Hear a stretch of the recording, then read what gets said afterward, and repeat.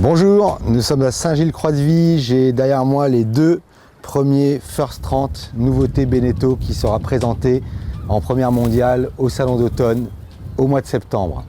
C'est un bateau très attendu. D'abord symboliquement, il reprend la numérotation First 30 du premier First qui a lancé la saga du chantier Beneteau en 1977.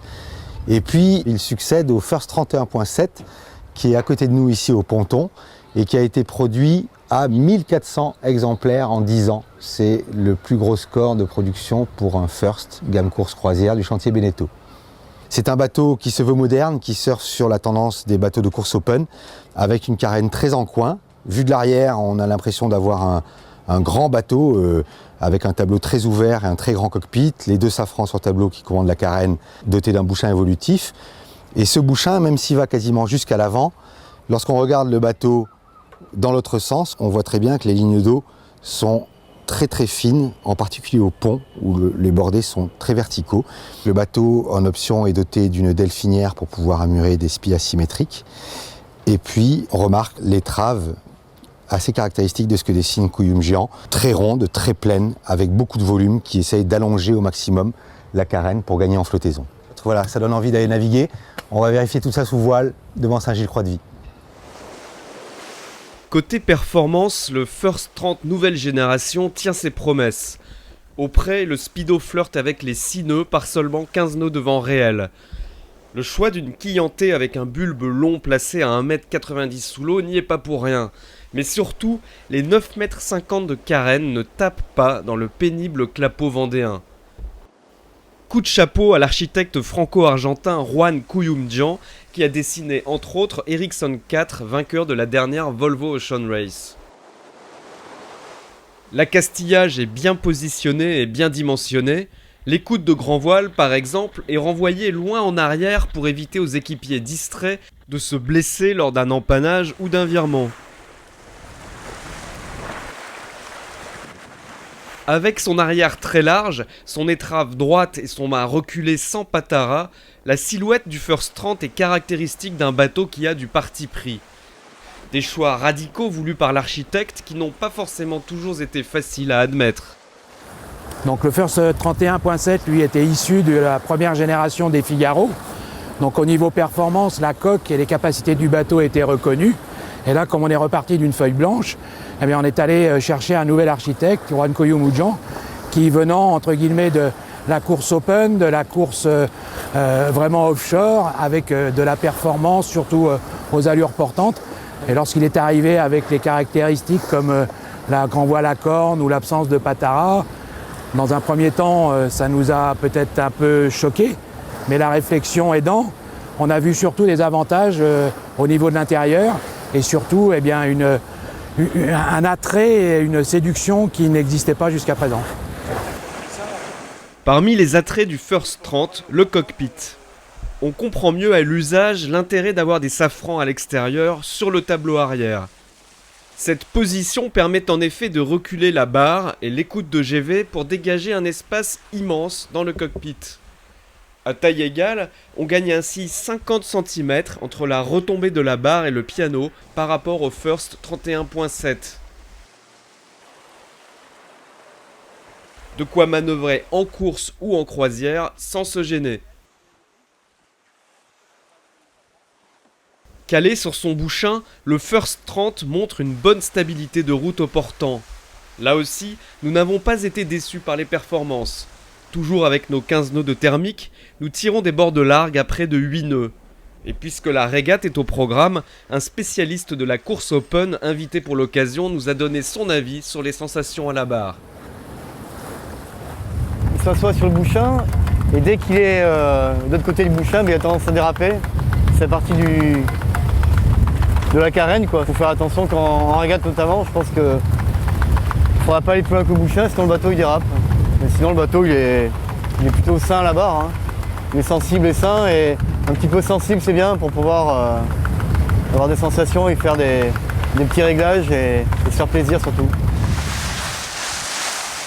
Difficile de prendre en défaut le nouveau First en navigation. De retour à quai, allons maintenant jeter un coup d'œil à l'intérieur. Voilà, on vous a dit que le First 30 c'était un bateau qui avait des partis pris. Ces partis pris, on les retrouve à l'intérieur du bateau également. Le très grand cockpit, qui est un choix de base de ce bateau de course croisière, eh bien, il influence le volume de la cabine arrière, qui est un peu le grand gagnant de cet aménagement, avec un lit qui fait 160 de large, une vraie penderie, un dégagement à l'entrée.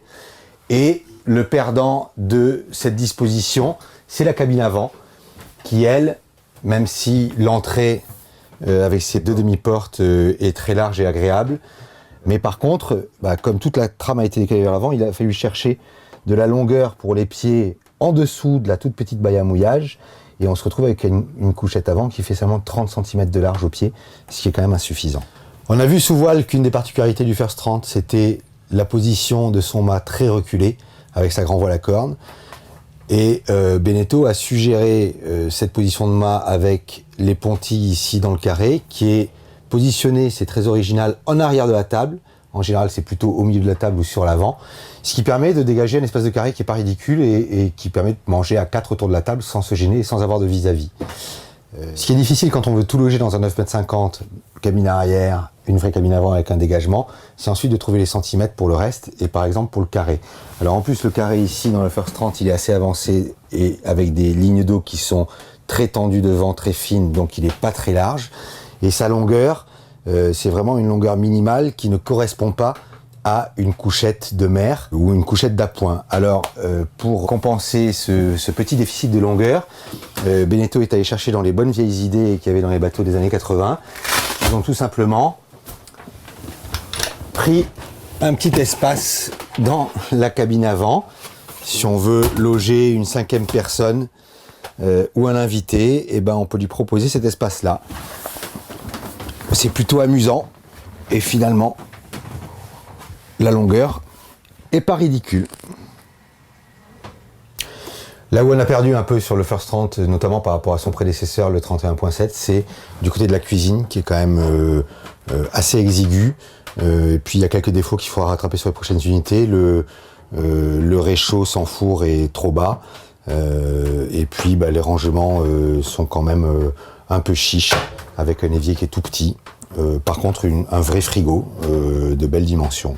Voilà, le First 30, c'est un bateau de course croisière, un bateau de compromis, donc il faut en donner à tout le monde. Il y a des éléments de confort qui sont bien vus, il y en a d'autres qui sont certainement perfectibles.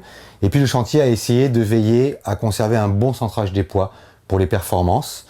On a les batteries de service qui sont sous cette couchette-là, le ballon d'eau chaude qui est sous celle-ci. Malheureusement, on a le réservoir d'eau qui est dans la couchette avant, ça aurait été bien de le recentrer un peu.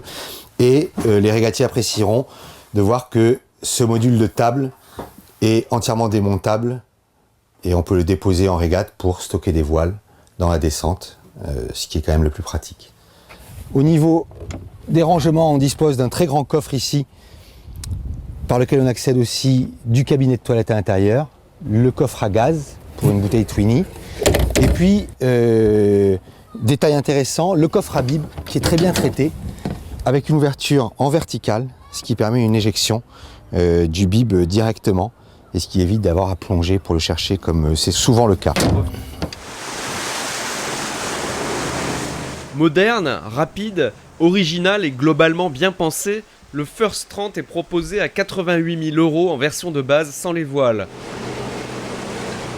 De quoi lui assurer un bel avenir sur le marché de la course croisière des 9 à 10 mètres.